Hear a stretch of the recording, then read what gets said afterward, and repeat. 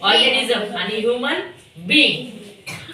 फुकट आहे पण आपल्याला फुकटच्या गोष्टीची किंमत असते का कोणाला?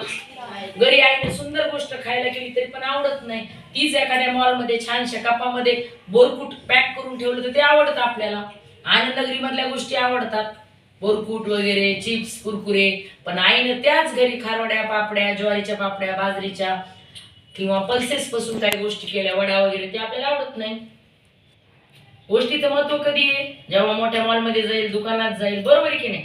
रस्त्यावर एखादी गोष्ट आहे त्याची किंमत कमी, दुकानात गेली दुप्पट, मॉलमध्ये गेली तिप्पट, मेट्रो सिटी मध्ये गेली चौपट.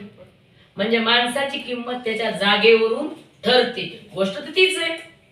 टी शर्ट बाजारात पण मिळते, दुकानात पण मिळते, मोठ्या दुकानात पण मिळते आणि मॉलमध्ये पण मिळते. म्हणून माणसाने स्वतःची जागा आणि किंमत अशी वाढवायची की आपल्याला कुठेही किंमत भेटली पाहिजे, फक्त काचेत बसल्यावरच नाही.